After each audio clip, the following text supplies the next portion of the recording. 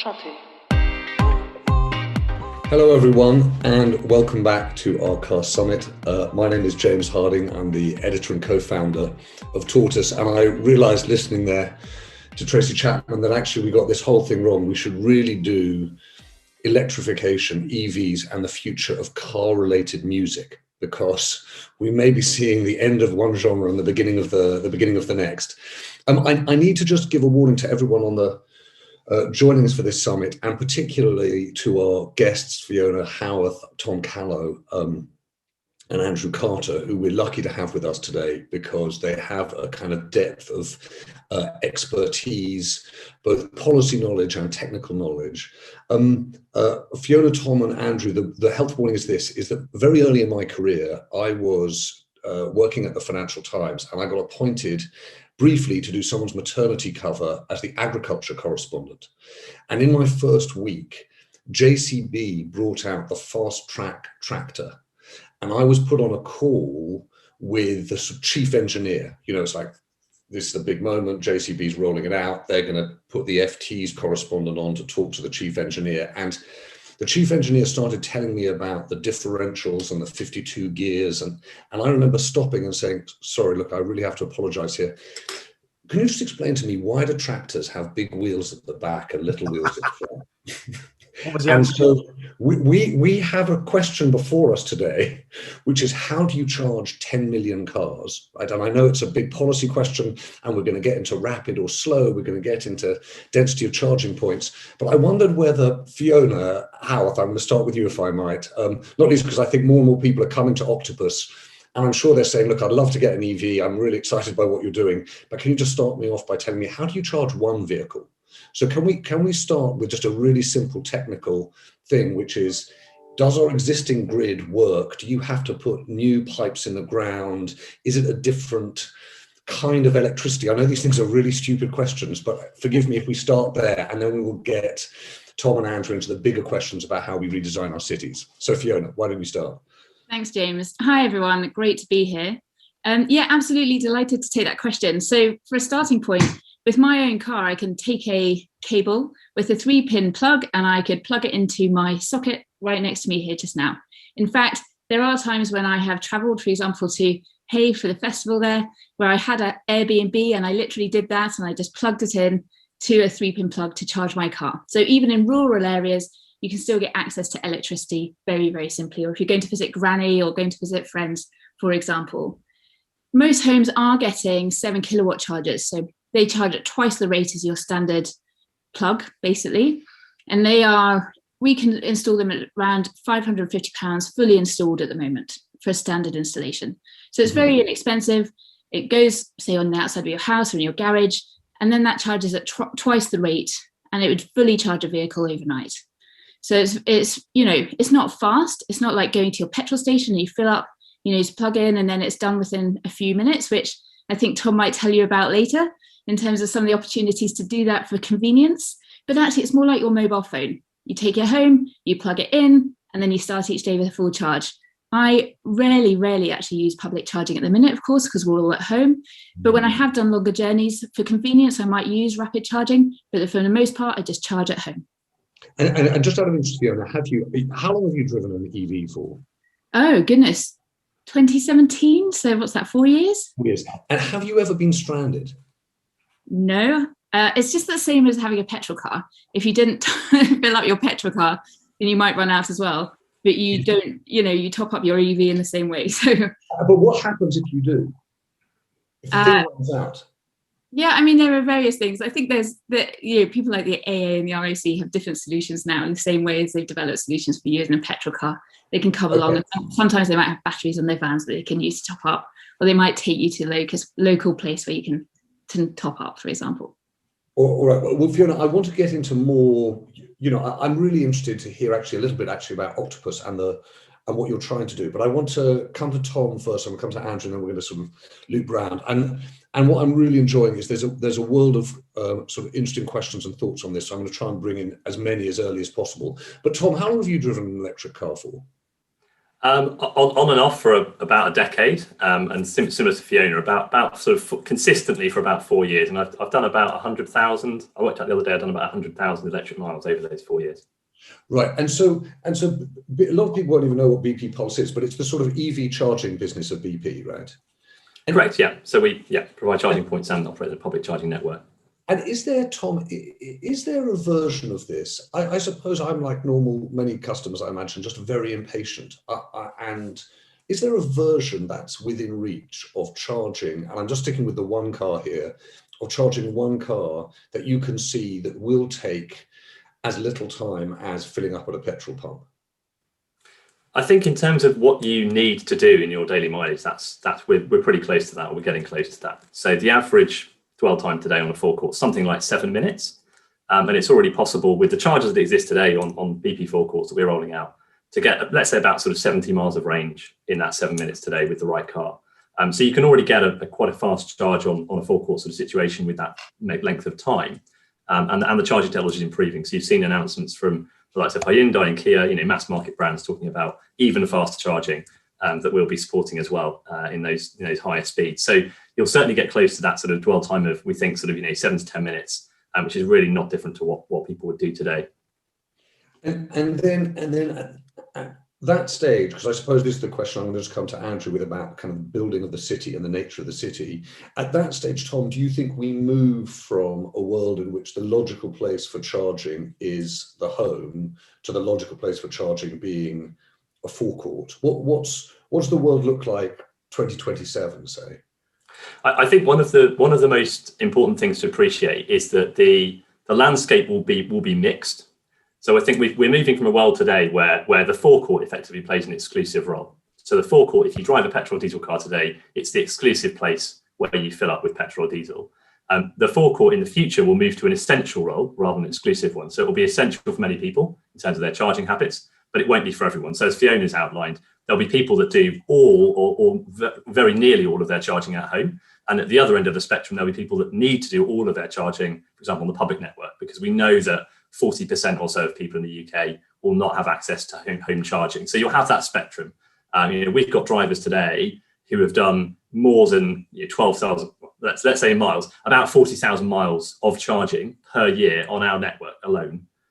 So we've got data that shows there are people doing that level of driving, just using not just using public charging, just using our public charging network. And at the other end of the spectrum, you've got people who are charging only at home. So there's a spectrum of needs that we've got to recognise, and obviously there'll be different solutions for different people depending on those needs. Okay, so I'm going to, there's some interesting points, just to give you fair warning, Tom, there's some interesting points coming up about wireless charging, which I'd love to talk about.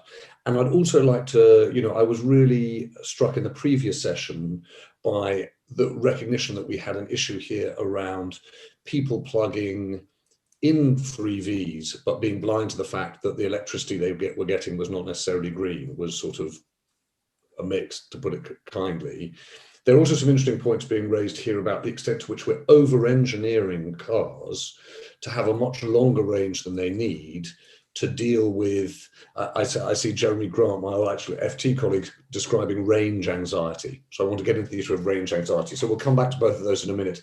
But Andrew, you're the CEO for the Centre for Cities, which must be one of the most interesting jobs in the world, I would have thought. I think it's one of the great questions of our time, trying to figure out the future of cities. But tell me something, do you have a vision of how this plays out? What 2030 looks like if we can charge 10 million cars? What happens to streets? What happens to on-street parking? What happens to, garages, forecourts? What does this do to the dynamic of the city itself?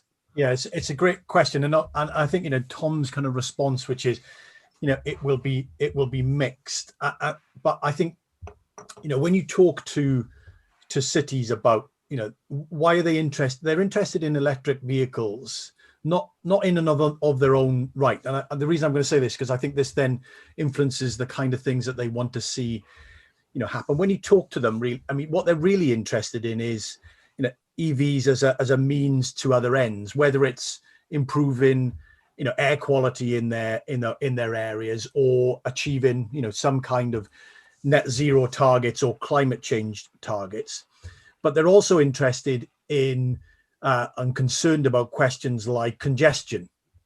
So this is why, in a sense, for them, in the car space, yes, they want to facilitate and enable more of the switch from petrol or diesel to electric vehicle, but also increasingly, and you see this not only in the UK, but you see this in other countries as well, particularly richer countries, they're actually much more and more interested about actually how they take cars off the road full stop.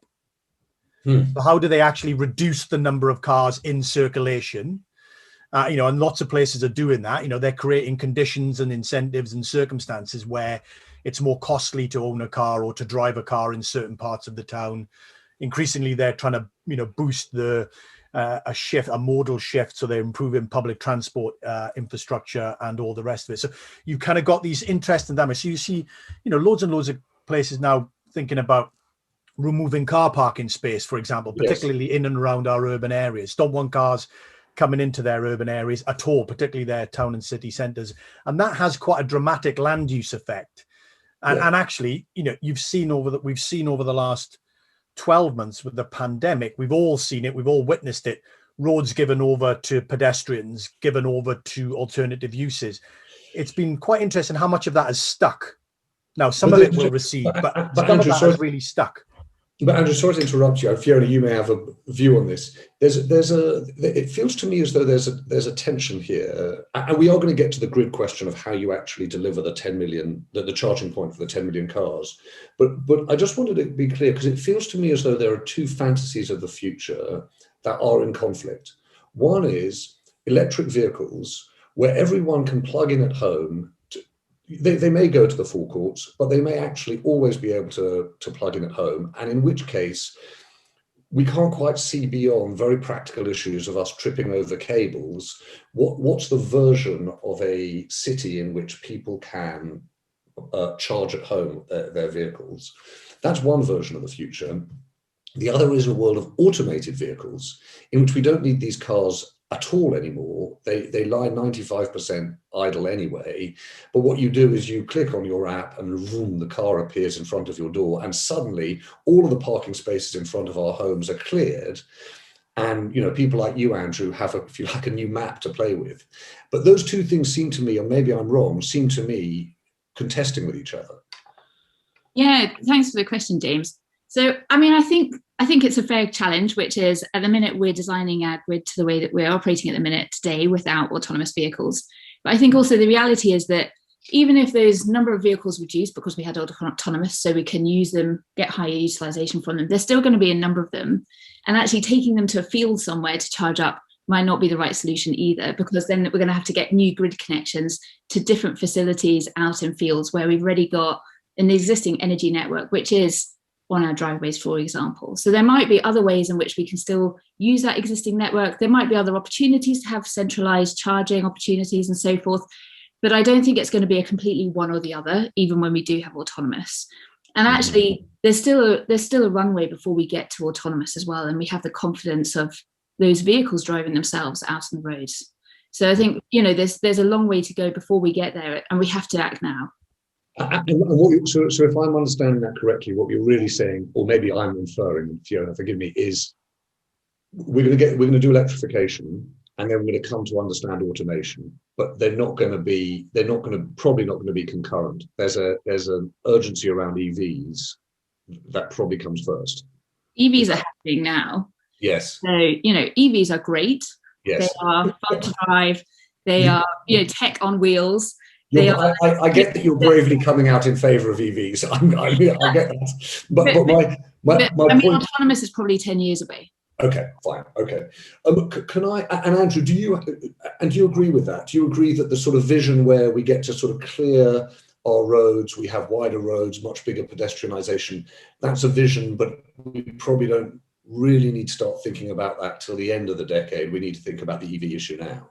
Yeah, I think, when you talk to city practitioners, none of them are really in that space of thinking, 10, 15 years down the road and what autonomous vehicles will do. I think, they're very much in the EV space. But as I said, they're in the EV space for other reasons rather than because they like electric vehicles per se. And I think that does, you see the take up you see the incentives that they're going to offer on a charging front. That partly reflects the dynamics of how important it is to their particular locality, which we need to, we see lots of stuff in London, but that's because it's very important to London for a whole bunch of different reasons. We don't see so much in Hull because consumer demand and the political appetite and interest is not as significant at the moment in Hull. So you get this differential.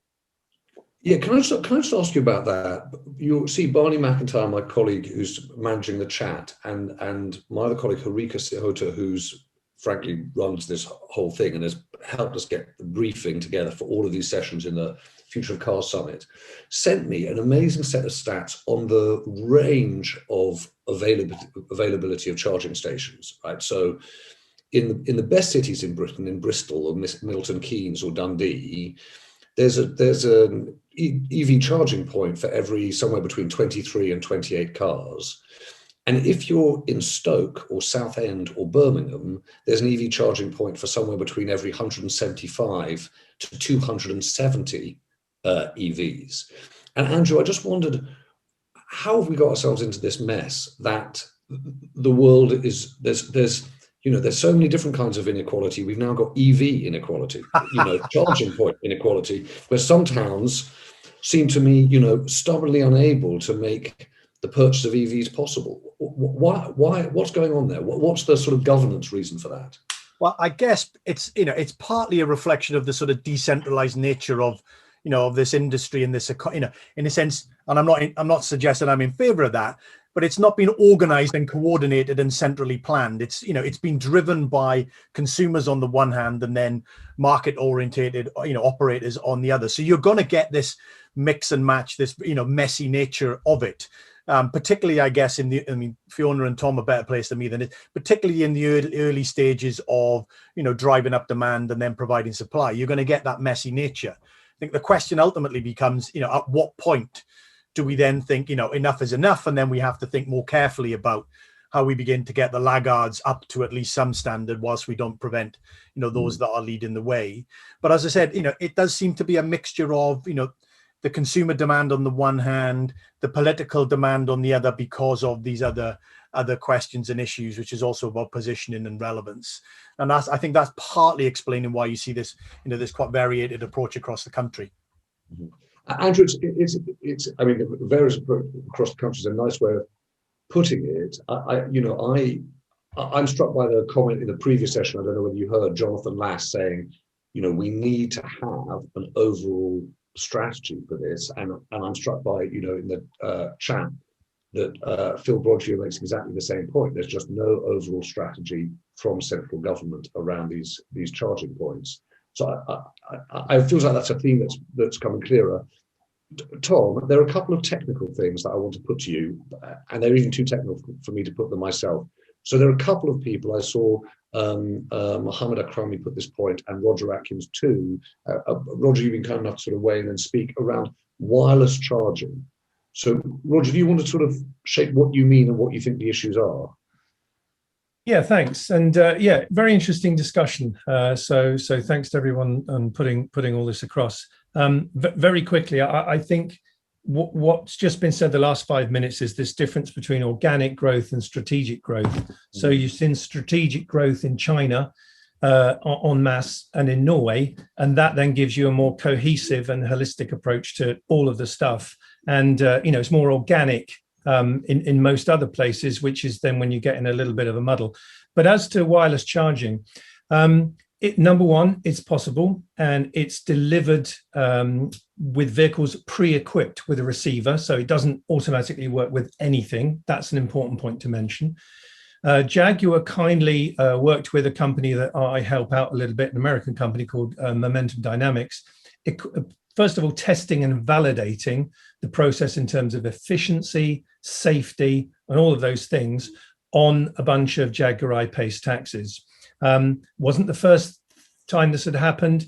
Arup and various other people going back 10 years one way or the other have tried different approaches, particularly with buses. So to come to the point, high utilization vehicles like buses, taxis and vans can charge in situ to their operation much more easily using wireless charging, because they're not having to go to a specific location, or the driver's not having to get out and whatever.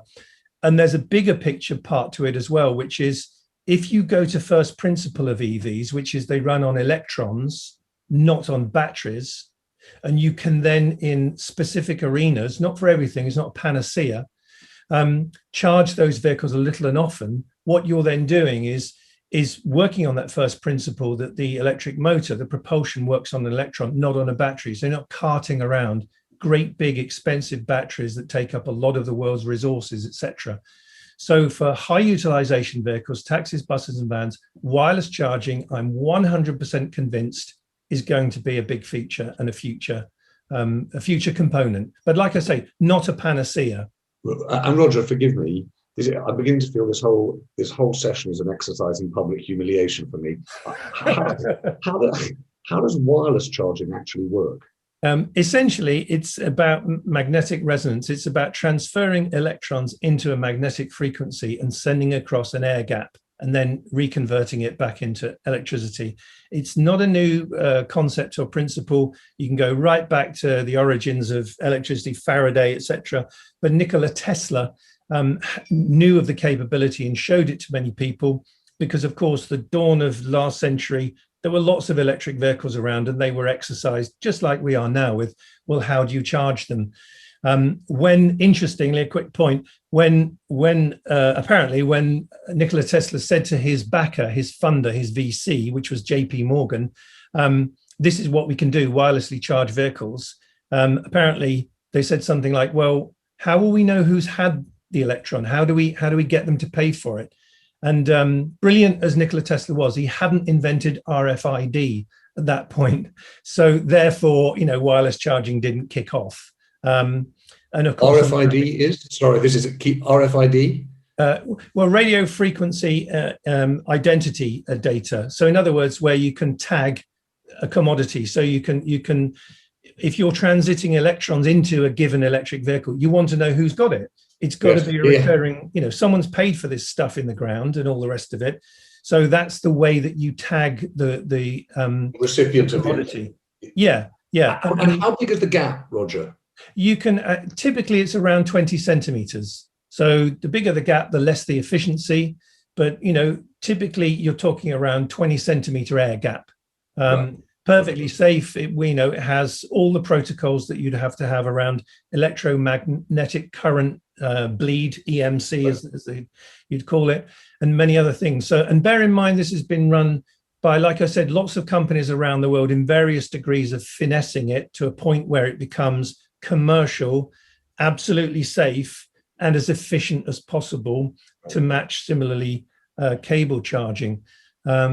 So yeah, I'm quite excited about it. And Jaguar, look, none of the OEMs do anything without proper test and validation. They don't just slap something on and fingers crossed. It's a lot more than that. So you're about to see probably end of April, May in Oslo, 20 electric Jaguar I-Pace taxis wirelessly charging. Roger, thank you. Tom, what's your read on this? Is wireless charging a runner on a mass scale? I think wireless charging will definitely be a feature of the market. And I mean, we had some wireless charging vehicles of our own in the UK, which we retrofitted, unlike what Roger's saying from the factory. I think it will be application specific. So I think, as Roger sort of suggested, there's certain markets or applications of vehicle that probably lend themselves quite well to wireless charging. Potentially things like taxis sitting on a taxi rank, potentially vehicles going back to a depot, etc. I think the idea that we are going to see wireless charging taking up a very significant proportion of the electricity delivered by public charging is probably not something we're sort of modelling. But one key feature of this market is it's incredibly dynamic, and it changes very, very quickly. And it's still quite nascent. So I don't think any of us can sit there and say we've got the crystal ball visibility yet. So Tom, can I ask you then just two kind of critical questions central to this question of how do we charge the 10 million? Yeah. Questions of scale and speed, right? So on the scale point, right? Andrew makes, I think, quite a compelling point about, how cities are growing, and, Roger makes this too, sort of kind of organic versus strategic. Let's be strategic for a minute. To get to 10 million, what needs to happen? Well, I think there needs to be a joint effort across industry to make this happen, right? That's the first thing. So this is not about charge point operators or public charging networks doing it on their own. There's a lot of reliance and a lot of contingency and a lot of dependency. So, as an industry, we are reliant on the UK's distribution networks. So the companies that shift the electricity around the UK, we are reliant on those companies to put the power in the right places for us, obviously at a cost, right? So that has to happen. We have to be able to get the right power to the right sites and the right amount of that power. I think there is a vast amount of sort of private investment going into this space, which is something that the UK has taken a real leadership position on. There's been some great reports from the likes of PwC, Transport Environment, saying that the UK is a leader, particularly in high power charging rollout, and that's been driven by private sector investment, including by BP, obviously. I think in terms of what we need to see at scale, there's a real I think there's a slight obsession with charge point numbers, right? So one thing that we should probably stop doing is getting too obsessed with charge point numbers, because actually it's about energy, and energy can be delivered much more quickly through some charging points than other charging points. So let's focus on sort of the energy first. So that's how we model it. We go, how much energy is going to be required to shift all these vehicles around? And then how can that be best delivered and most efficiently delivered through a network of chargers of varying speeds, rather than saying, well, 30 million cars equals this many charging points. I think that's the wrong equation. It's the wrong way to look at it. So it's a joint industry effort. Tom, just forgive me a second. I can understand you could think that way from a policy point of view, but from a consumer point of view, what we're most worried about is if we move to electric vehicles, are we going to be able to drive them around without worrying about access to energy points? So why, if you move to your formula, the energy formula, rather than the charge point formula, or how does that shift in formula assuage anxiety about access to energy for EV drivers? So in terms of the type of charging, it's about putting the right charging in the right place. So there is certain, if you'll excuse the analogy, there are certain locations where charging in a hair-like fashion very quickly is much better than charging in a tortoise-like fashion very slowly. So if you go to an airport and go on holiday for a week, you can have your car plugged into a very slow charger, and that would be perfectly acceptable to you to charge very slowly. If you are someone without off-street parking, for example, and you don't want to you never go somewhere particularly long enough to park and charge for a long time, you want a very fast charge. You want a quick charge. So there will be that mix of charging. So the proliferation of charging points is important, but we need enough in the right places and the right type of infrastructure.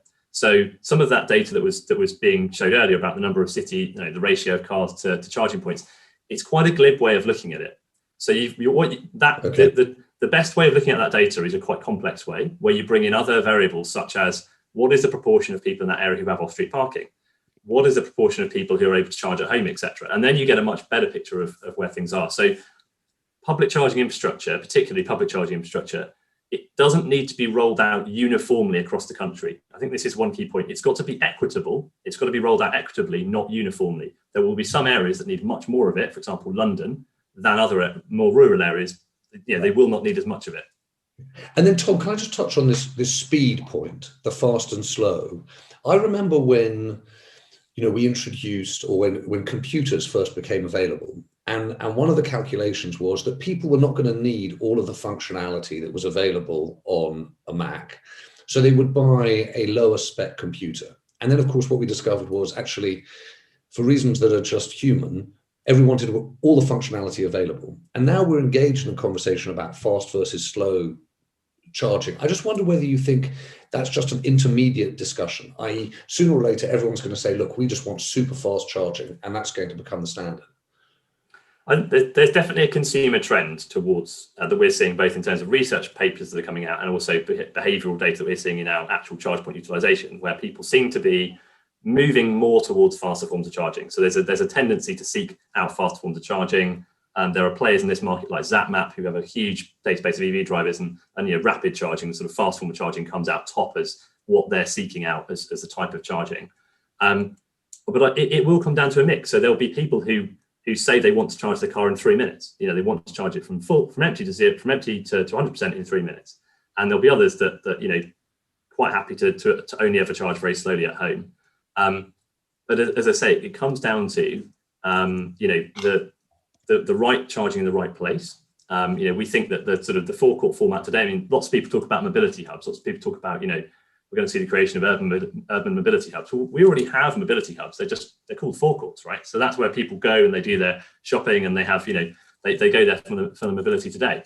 I think there's obviously physical constraints around this. So there is only so fast you'll probably be able to charge a battery from a technical point of view.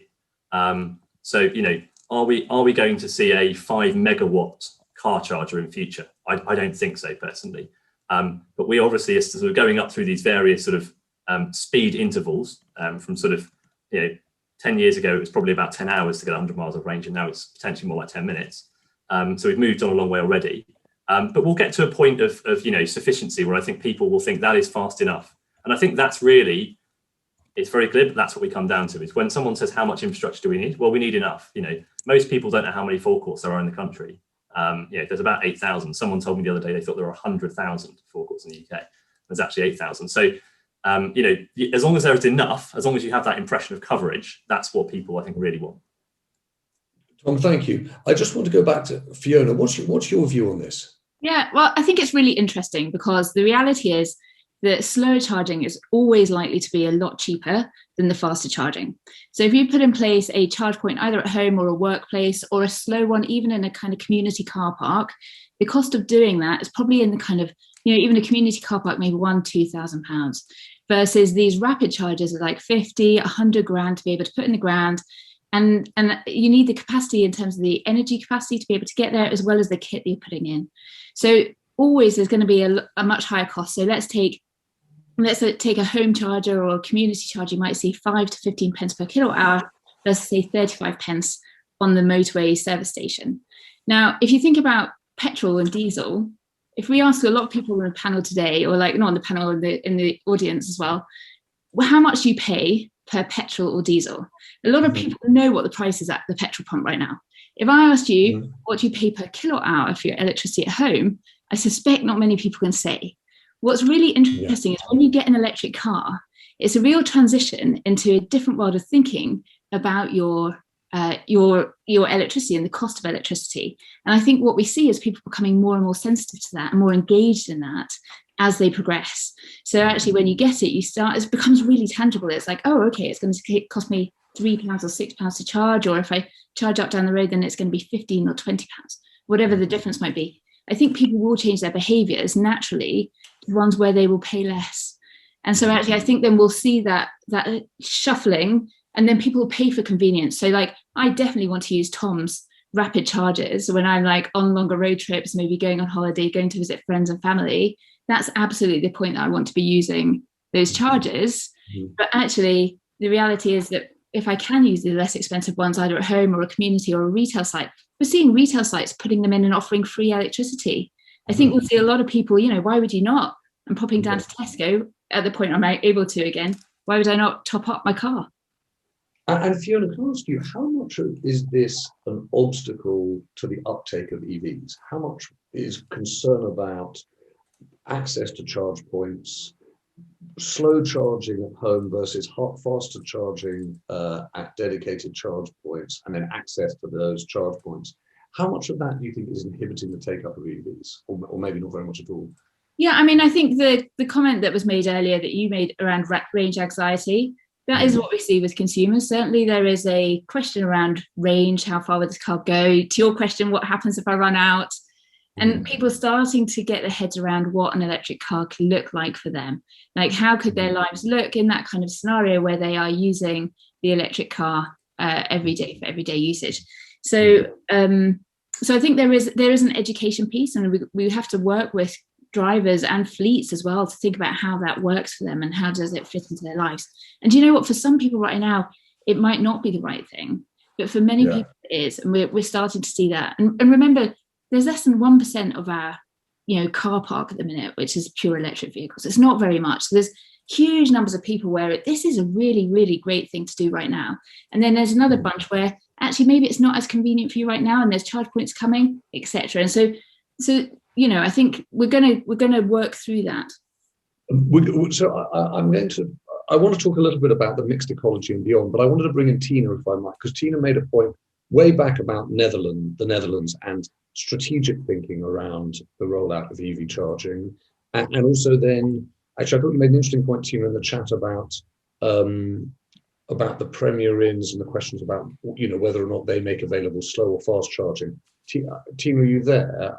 I can see your name but not your face. Let me just check. No, I can't see. Sorry, forgive me. So I'm going to come to a couple of other people, if I might. I'm going to try and come to Phil Broggio and Paul Barnfather in a moment. But Andrew, can I just come back to you on this point? By the sounds of things, and I feel like we are getting somewhere here, we clearly are able to build a grid that can charge for 10 million cars. In the next 10 years, we're going to have to allow for both slow and fast charging. We're going to have to allow for that mixed economy, it seems. What's the role of planners in this, and in the way in which planners interact with the organic development of a market like this?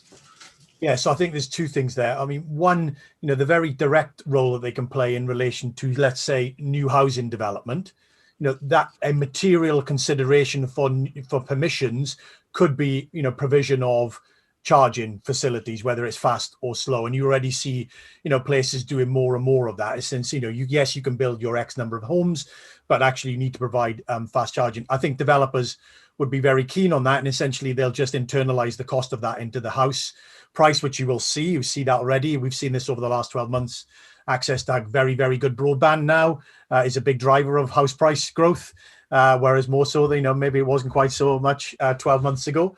So you see this that's a one very direct way that they can most certainly do it. I think there is a broader question about some concerns about the ability of the planning system to respond quickly enough to the demand, for example, for putting in new charging. I think that's a constant grumble that I've heard. So I think there is a question there about their ability to respond more rapidly on that. And then I think the third bit is, and again, you see this in different places across the country, big and small, is actually then using the public land or the public buildings or the public assets that they've got to kickstart or to catalyze some of that investment. So they're making investments on charging on the land that they own, in the buildings that they own, and so on and so on. So I think there's a mix of things that places are all doing more of. I think there is much more to be done still.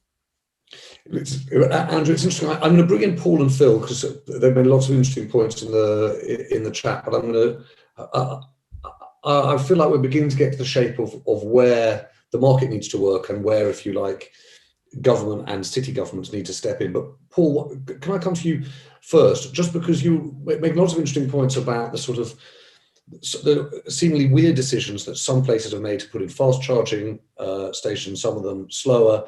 And do you have a view on how this should be organised? Oh, right, that's a good one. It's surprising how unclear it is. I think we assumed that, you need rapids on motorways and overnight slow charging stations at hotels. That was the sort of working assumption. Why would you need a rapid at a hotel? Because you're staying there overnight. And yet what we've seen is lots of rapids at hotels. Mm-hmm. And your first question is, well, why is that? Why would I want to charge in 2 hours when I'm staying overnight? And the answer is, it's because if you put a rapid at a hotel, people come off the motorway to avoid expensive or unreliable charging infrastructure on the motorway, drive to the hotel, and then they can use the gym, they can have a nice meal and charge up in half an hour or so. It's a new business model for the hotels. I didn't see that coming. And I think that there's a lot of... Yeah, it's like Wi-Fi, isn't it, in coffee shops? Yeah. Yeah, and I think what we're seeing is sort of new businesses appearing out of this, modal shift in fuel, diesel to electric. But what we're seeing is, because it changes behaviours a little bit, it's probably going to change a lot of other offerings as well. For example, retail. If you aren't able to charge at home, you're going to charge at the shopping centre. What are you going to do while you're there? Are people going to do leisure activities at motorway service stations instead of just 5 minutes in, out, and go as quickly as you can? there's more of a kind of a hotel airport departure lounge type business model will probably emerge for EV charging. We're seeing that with GridServe. So I'm just fascinated to see these new businesses appearing that we didn't really see coming as part of it. It's completely. We did the future of Paul. We did the future of money summit last month, and the most interesting thing that Bill Winters, the Standard Chartered chief executive, said was the extent to which the green economy would generate new business models and consumer behaviors that you hadn't seen. Fun enough, in much the same way that the car originally fundamentally changed, the structure of business and the shape of the city. Paul, thank you. Phil Brodger, you were making a point about GridServe too, about what's coming there in terms of, changing ways of handling this. What do you think the mix is going to be in terms of, fast and slow and overall distribution of points? One of the comments I was making, my EV journey started about 2 years ago, and I actually got a Zoe from Onto, or EVZ, and I had it subscription car for a few months, and I thought, wow, this is amazing. And then I decided to buy a car. But the point is that it's a catalyst as well, because I then started thinking, oh, perhaps I should put some solar panels up, and I've now got solar panels on my roof. I would never have done that if it hadn't been for the subscription car. Amazing. So there's whole new. You were talking about ownership and all that sort of thing. I mean, that sort of model is amazing, really, because it just completely opened my eyes and changed my whole mindset. So in terms of, I'm retired, as I said, so I don't have to worry about commuting every day. I've got my solar panels sitting there, so that I only now charge if the sun's out, and if it isn't out, then I use Octopus Go at night. And that means that my costs are about a penny or less. And so it's a completely different way of thinking. My electricity bills have gone down, and I'm not paying for petrol. Mm-hmm. It's a win-win until the government actually bring the tax in for road tax. Of course, then it'll all be a bit different. It'll even it up pretty much, I guess. And can I ask you, Phil, this is you end up asking the weirdest things in this Zoom world we live in. I never meet you. I see you screen. Now I'm asking you, the setup of your home. Do you have a drive? Yes. Is that? Yeah. So, and what do you think? Because I'm reading the point that Tina makes in the chat about the inequality issues here, about the fact that this is going to work much more easily and swiftly for certain people who've got those, than people living in a block of flats who don't have access and are going to need to go to paying charge stations. So what do you think should be the recommendation for that? Well, I mean, if you live in Braintree, the GridServe is going to be where you're going to go, right? Because it's going to be easy and convenient. There's one coming in Uckfield, I believe, fairly soon. So that kind of charging hub, a bit like Dundee, seems to me the way to go. So local people can use it, but then people on journeys can also use it. So Fiona, Phil, it's fascinating. And by the way, I have to say there's something really genuinely, I can say something really inspiring about your story of someone who starts with something as let's have an experiment on a leasing subscription basis, and then before you know it, you've got solar panels on your roof. Well, Most amazing. It's even more than that, because a friend of mine suddenly announced he was getting a Zoe, and I thought, oh, really? And then when he got it, I got in the car and I thought, wow. And then 2 months later, I managed to get a car through a subscription. And it was only because I was Googling it and looking it up. I wasn't going to buy one. And then suddenly, here I am. Well, it suggests these things can change much more quickly than we might suspect. Fiona, can I ask you just on first, you may want to respond to Phil's experience, but I do just want to ask you this fast and slow question. Presumably the bigger issue from a net zero point of view of a fast and slow is what the input is, what the source of the electricity is. Because if it's all renewable, then we don't really need to worry either way, do we? Well, there's two different things to think about. One is the generation, and then the second one is the grid. So if you think about actually what electricity is going into the grid, and then do we have the right, essentially equivalent of pipes, but it's not pipes anymore, But do we have the right capacity in that grid to be able to get that electricity to the right locations?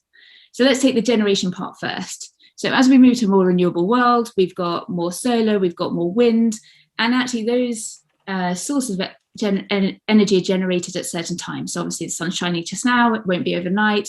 It isn't during peak time, actually during the winter as well. So peak time on our energy system at the minute is between 4 and 7 p.m, typically when we're all at home cooking dinner, watching TV, kids are busy playing on Xboxes. And actually what we do want to do though is match up that kind of energy generation to when we're then consuming it. So let's say actually we might have a lot of wind blowing in the middle of the night when we're all asleep. The wholesale electricity market at price typically goes down during those times. So actually what we've started to do now is have time of use pricing, dynamic pricing, to reflect that back to the consumer. So we have a tariff called Agile, and typically we see the pricing is relatively low overnight, small peak at breakfast time, relatively inexpensive in the middle of the day, big peak between 4 and 7, and then inexpensive again overnight. Now, so obviously that encourages people to shift their behavior and shift when they're going to charge their car to those cheap times overnight. Same with the Octopus Go tariff, which has been talked about in the panel and by the previous speaker. And so both of those things encourage us to shift our behavior so that we can start to match up our consumption with when that generation is. Now, I think the other part is obviously, one thing on that one, actually, sometimes it goes negative because we pay wind turbines to turn off when there's too much electricity being generated onto the grid. And so actually what we do is that also goes negative, our tariff goes negative.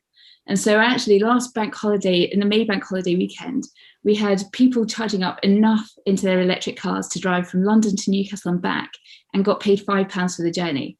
So it's like turning up to a petrol station, getting all your free fuel, and here's a coffee and donut to go with you. That kind of thing. It's a very strange scenario, but actually, let's not pay our wind turbines to turn off, let's pay our EV drivers to charge up. Okay, so that's on the generation side. And then in terms of the grid side, at some points in our grid, we have capacity. We've got a lot of infrastructure there. At other places, we don't. So therefore, actually, at the minute, there is this land grab. I think it was alluded to in the previous session that was being held as well around this kind of land grab that's going on in terms of charging at the moment, where people are looking at the grid, both at the national grid level and at DNO level, and looking at where there is capacity and looking at how do we put in place, say, rapid charging at the places where there's capacity on the grid, and there's also demand for that kind of infrastructure. And there will be some investment needed, but the important thing is that when we do investment into that grid, that we do it at the right places where people will be needing those charging, to Tom's point earlier, and then also we do it in a smart way so that we're optimizing it, so that we're using it both not just at peak times, but also in the middle of the night and at different times of day as well. The great thing with EVs is that we don't have to use that electricity at a certain time. We can charge up at different times of day. And even to your previous panelist actually as well, in the earlier session talking about vehicle to grid, over time we can start to use that to charge up our car batteries and even feed it back into the grid at peak times to support that. And we're doing that at Octopus as well. And we've got a kind of a project running on that, demonstrating it. Fiona, thank you. By the way, one of the other things, I'm loving the picture of your baby. Is that your baby behind you? Yeah, they're slightly older now. But yes, I've got 2 girls. They're 6 and 4 now. I found myself suddenly in the middle of that thinking, oh, you really do look very similar. So, Fiona and Andrew and Tom, I wanted to end up, if I could, with this, right, is that one of the risks of these future-facing summits is you get so excited about 10 years from now, you don't think of the next 24 months. And I wonder just in the last couple of minutes whether you would sort of give your prescription for what's needed now. Tom, I'm going to come to you, and then Andrew, and then you, Fiona, to have the last word. Tom, what would be your prescription if we want to get to the 10 million? If we want to do it in a way that's most respectful of our energy capacity and also consumer affordability, what do we do in the next 24 months? I think the first thing is to recognise that there isn't universality. The few points obviously being made in the chat about that private car ownership is going to die, sort of grand sort of universal statements.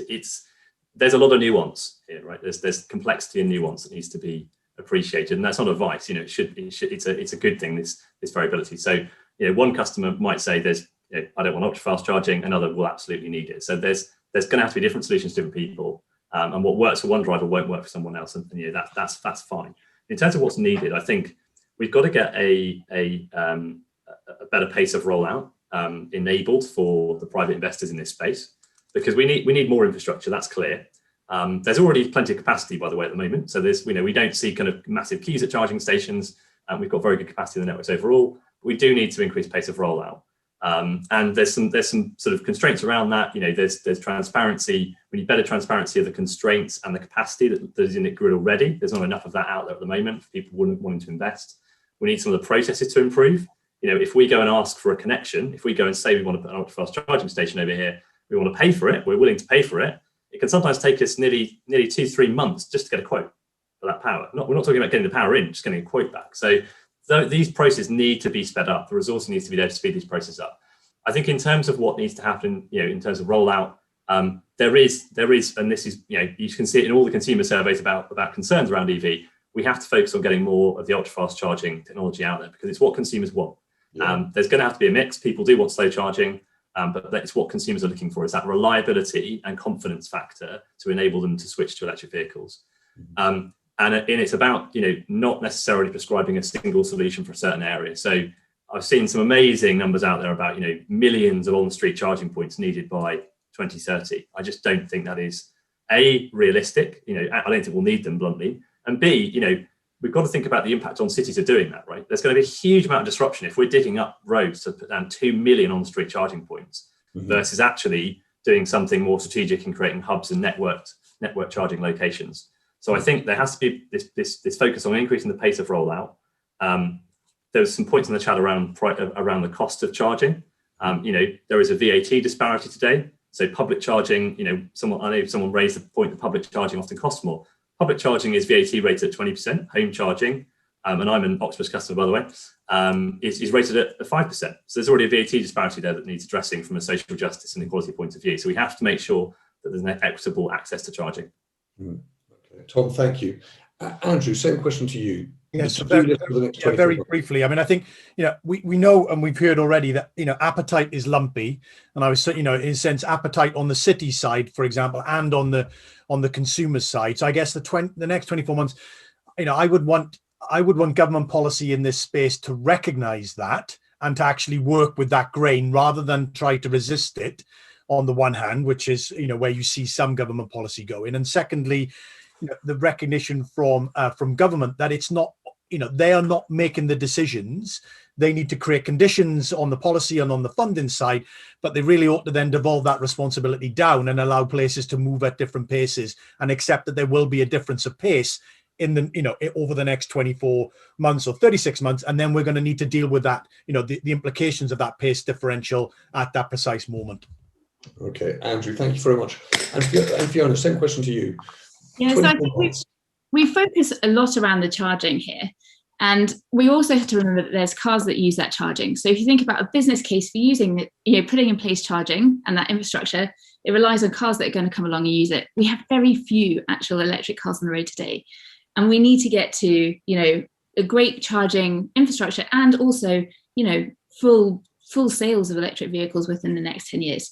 What we need is consistency of policy around the incentives for the actual cars, because we need the cars to then have the business cases for the charging, etc., and have the confidence the cars are coming, not just cars, vans, and other vehicles as well that will use that charging.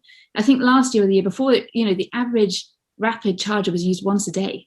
It's not very much. It's like a revenue of maybe £10 a day for a unit that's cost 50 grand plus to put it in the ground. Actually, let's get consistency of actual vehicles arriving in the UK, and things like the grant. I know that was discussed in the last panel as well. The grant's just been reduced, taken away from certain vehicles. Actually, consistency of those kind of incentives are really important. We see the low benefit in kind rate at the minute on electric vehicles is hugely influencing businesses taking up EVs, and also employees on salary sacrifice. It's fantastic. We want consistency of those kind of policies so that we keep incentives for the vehicles. There's a great reason for the car manufacturers to bring the cars here and not take them to other places. They've got capacity limits in terms of how many they can make. So let's make sure that they bring them here to the UK for our roads and for our charging infrastructure. Okay, Fiona, thank you.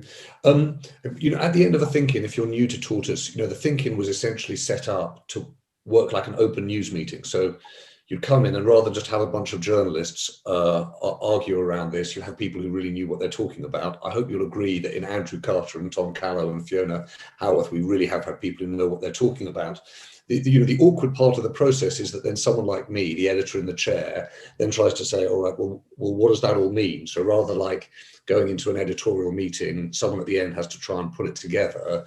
It won't be a consensus, I appreciate that, but I'll tell you, I come out with a much clearer sense of things, I guess in two regards. One is, there's more than I appreciated in the value of an organic development of a market like this. I really am struck by what Paul Barnfather said about the fact that it's going to prompt people to see new opportunities that they otherwise wouldn't have done. And so you don't want a total top-down plan that's going to suffocate that kind of innovation. I think that's really important.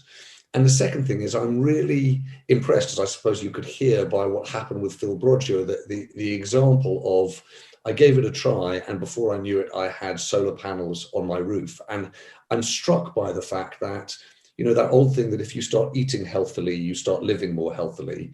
You know, will we see, you know, as you begin to take on electric vehicles into your life, you know, real change and much greater awareness of the quality of the electricity you're using and the drive towards, you know, greener energy use and storage more generally. So I think the value of what's organic is huge.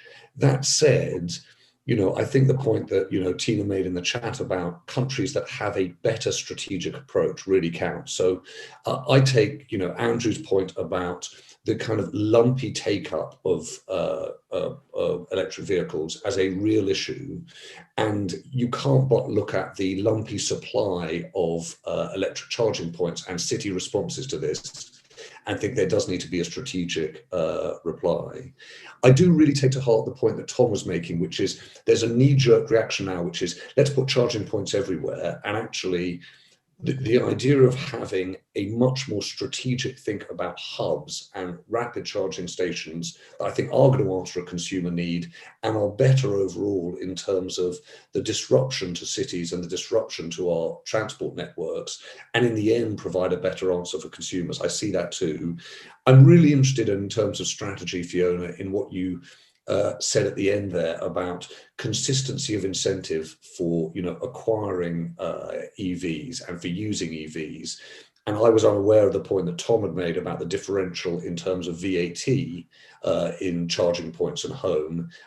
There is clearly a big tax conversation that's going to come here, which is, you know, what happens in terms of replacement of fuel duty and the future of different kinds of duties. But that differential doesn't make very much sense. And then obviously there is the big question of how there is a strategy around the development of infrastructure to make sure we hit those 10 million. But as you can hear, I've come from someone who's still not exactly clear why the tractor's wheels are big at the back and small at the front, but with a clearer sense by the end of this hour on how we get to those 10 million. So we can't say, you know, applaud you, but we can give you a heartfelt thank you, Fiona, Tom and Andrew. And you've got a couple of minutes to, you know, check your vehicles are plugged in and get a cup of tea. And then Giles Whittell, my fellow editor, is going to be here at 11 on the dot to talk about the future of driverless cars. Thanks so much for joining us.